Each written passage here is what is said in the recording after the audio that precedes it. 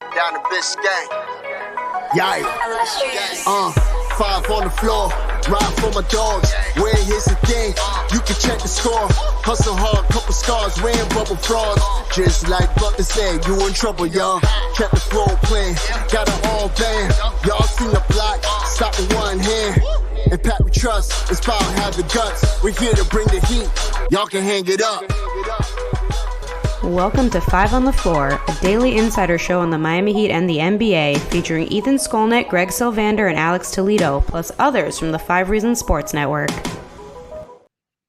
Welcome back to another post-game edition of 5 on the Floor. I'm your host, Greg Sylvander. Today's floor plan with me, Eternal Bast. You can follow him on Twitter by that same name. And Matt Hanifan, you can follow him at MPH_824_, or you can find that right on the screen if you're watching us on YouTube. We're going to dissect the Miami Heat's heartbreaking loss to the Boston Celtics, 110-106. Why was it heartbreaking? I'll tell you why with the Eric Rubenstein injury report.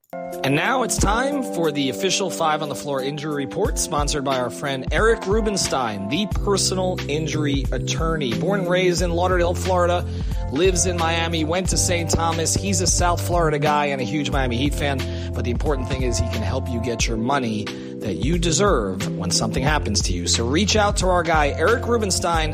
Again, ericrubenstein.com, or ask about me, I got you, on Instagram. And now, the injury report.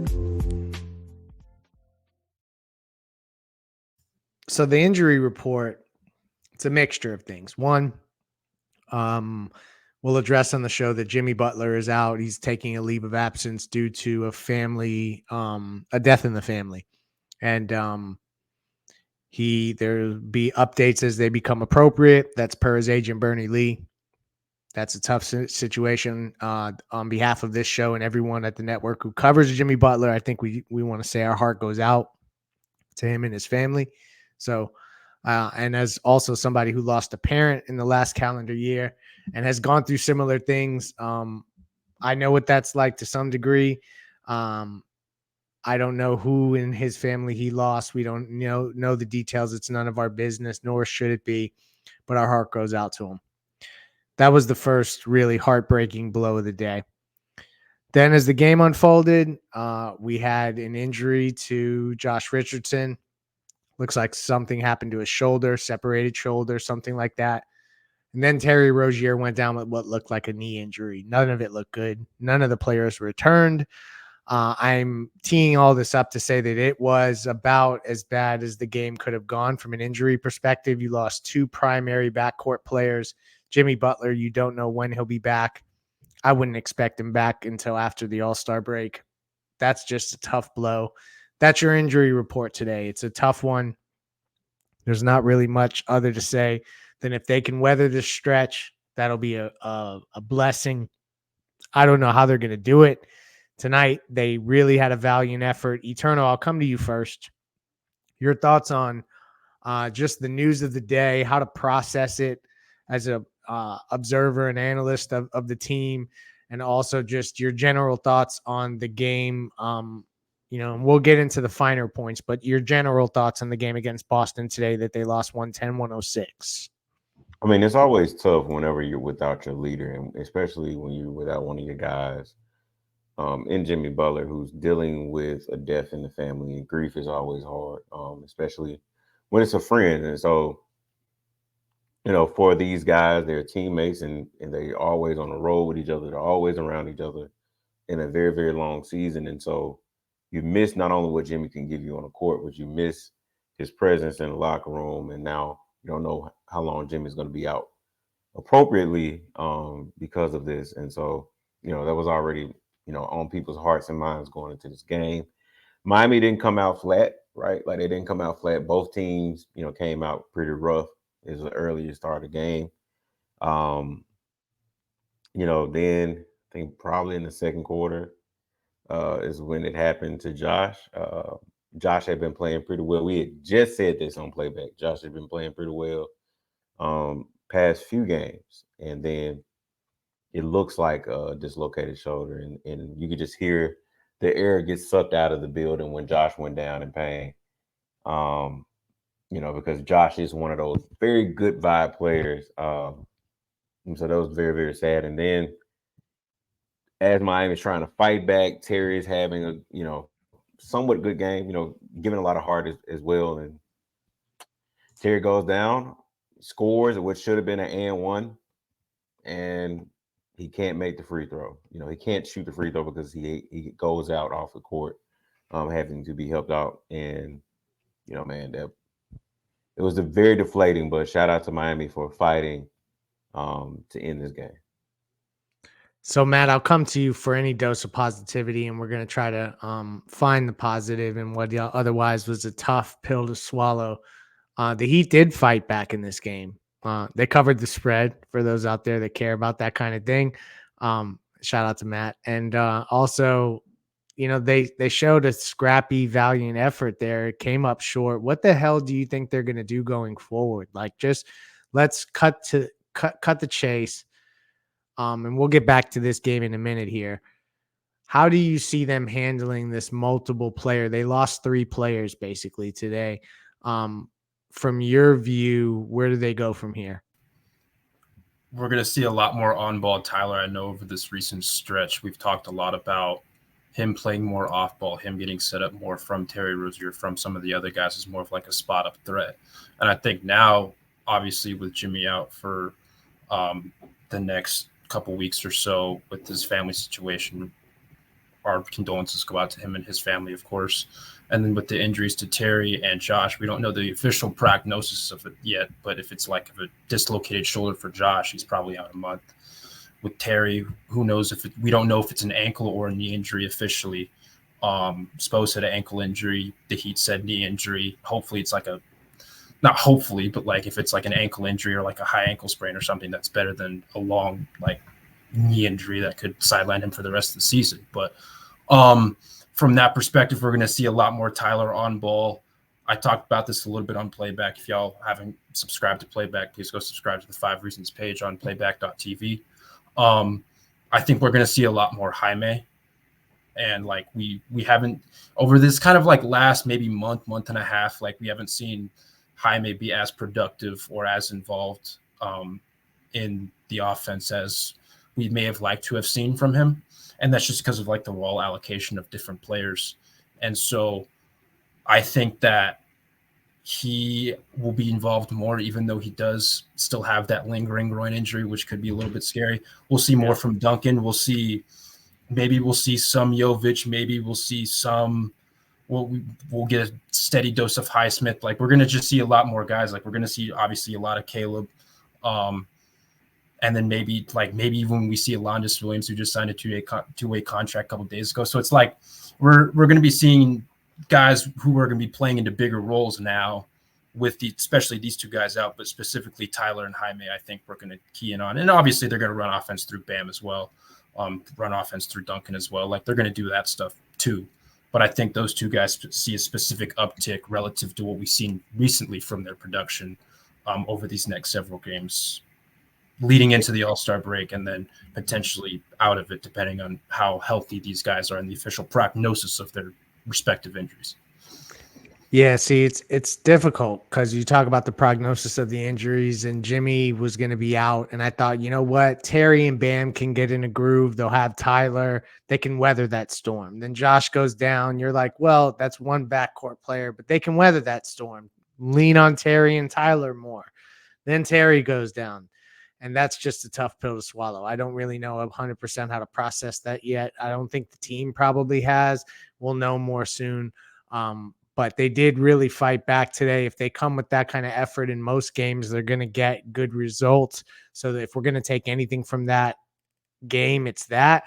But I don't have a great feeling. Sometimes seasons just never get off the ground. And this one with these last couple injuries, it's going to take a real dose of Heat culture in a way that we maybe haven't seen before for this to turn around. Let's go to the Rocky Sports Gamer of the Night. And now on 5 on the Floor, it's time for the Gamer of the Night, sponsored by Rock Esports Center, the place to eat, drink, and play all day. Host your next birthday party with them. Located at 15305 South Dixie Highway in Palmetto Bay. They've got a 5,500 square foot state-of-the-art center equipped with all the high-end power. Play all-day passes available for just $25, but if you mention 5 reasons, it's just $20. So mention 5 reasons or 5 RSN. You get to play all day for $20. And now, the Gamer of the Night.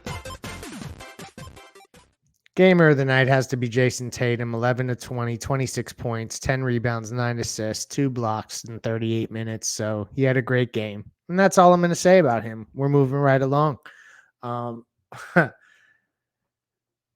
This was an interesting ball game in that Haywood Highsmith started to get extensive minutes. You saw Duncan Robinson start to play. Obviously, Kevin Love's going to have to take a prominent role. That's 8 if you count. I guess with Josh and Terry out, you're going to really need to play a guy who you didn't even see tonight. Maybe Cole Swider could get some minutes here. Jovic to that point.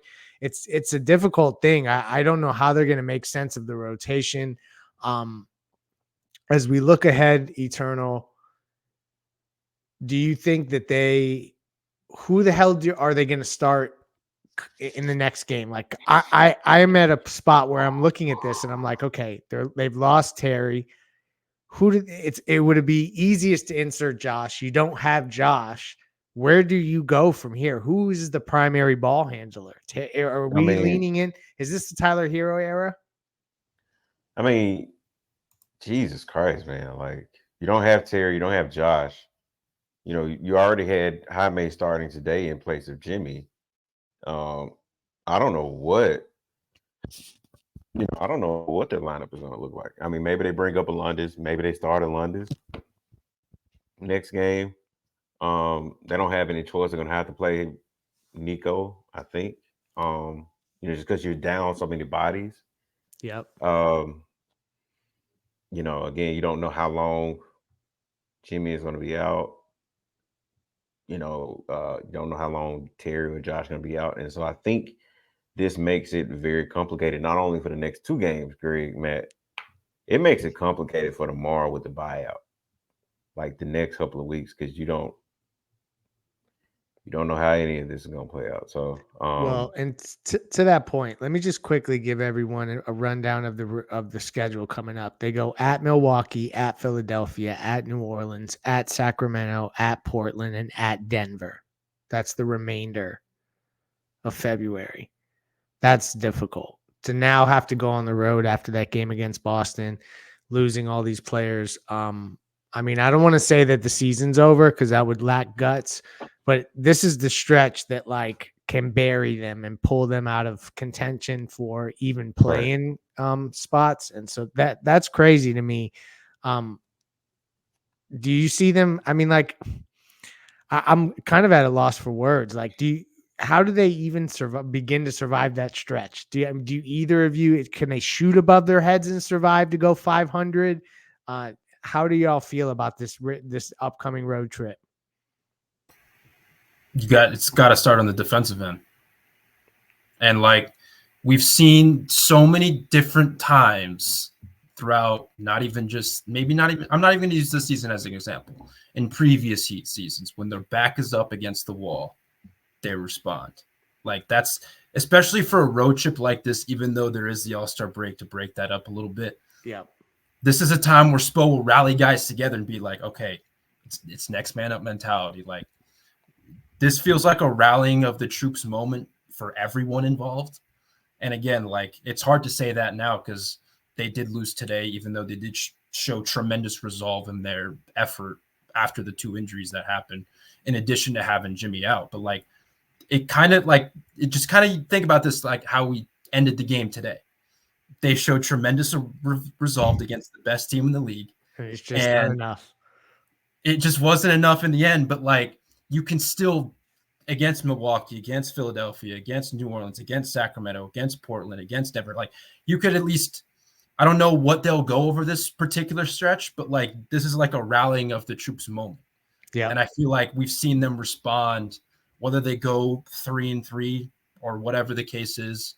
I'm not saying, I'm just throwing that out there because it's 500, but like they show tremendous resolve and they show tremendous fight.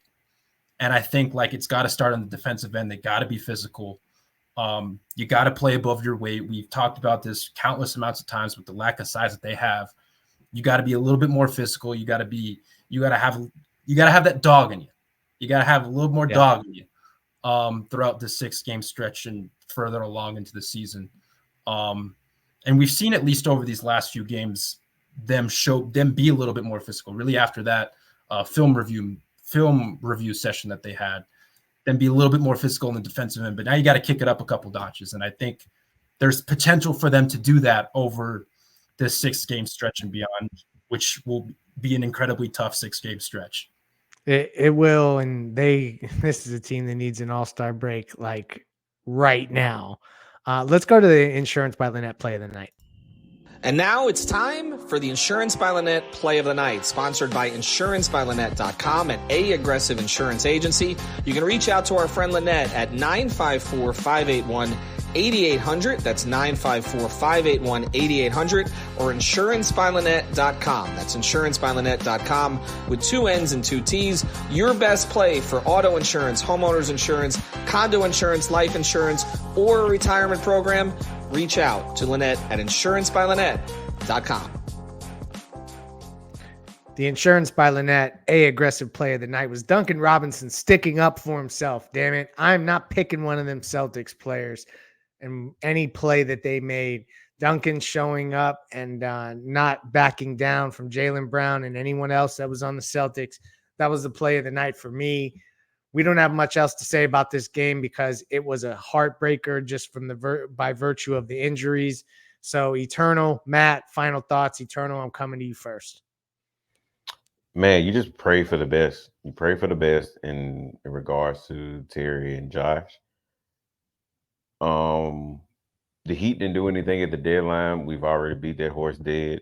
So this is it. This is the team that you got. So it's not like you did anything and you got some guns on the bench where you can just insert and just kind of keep going. And Jaime isn't the same player that we saw pre-groin injury. That could change after All-Star break. You hope so.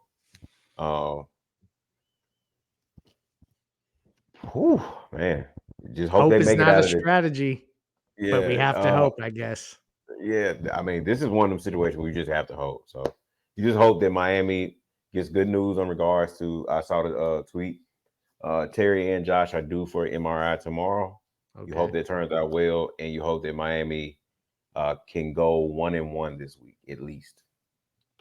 That's a good point. Let's just start by getting a couple games. Let's not look so far ahead into February. I like where your head's at, Eternal. Matt, final thoughts. Don't let go of the rope. That is a great way to end this. But another thing I want to say just really quick, next time something like that happens to Duncan, I want to see someone stand up for him. It's a good point. Udonis would have. You need, like, I mean, I'm glad Duncan did that because, like, you saw he had an extra edge towards the end of that game. But, like, I mean, it is Boston, Miami. It's one of the best, if not the best, current rivalry in the NBA. They've met in the Eastern Conference Finals 3 of the last 4 years. This is a nationally televised game, even though it is on Super Bowl Sunday. You get a little bit of a scuffle towards the end of the game. Have someone stand up for him, man. Like, yeah. I mean, it's easy for me to say I would have if I were someone in that spot, but I just want to see someone do it next time. Yeah, they definitely need an enforcer, and we'll see if the buyout market can bring anybody that could potentially do something like that. I'm not going to put too many eggs in that basket, but they need reinforcements, and they've got money to spend. Hopefully the buyout market can be fruitful. Thank you to Eternal. Thank you to Matt. Thank you to all of our listeners and our sponsors. We will have you covered for the road trip as it begins in Milwaukee. And peace out on what otherwise is a somber Super Bowl Sunday for Miami Heat fans. Thank you for listening to the 5 on the Floor on the 5 Reasons Sports Network. After all, someone needs to listen to my dad.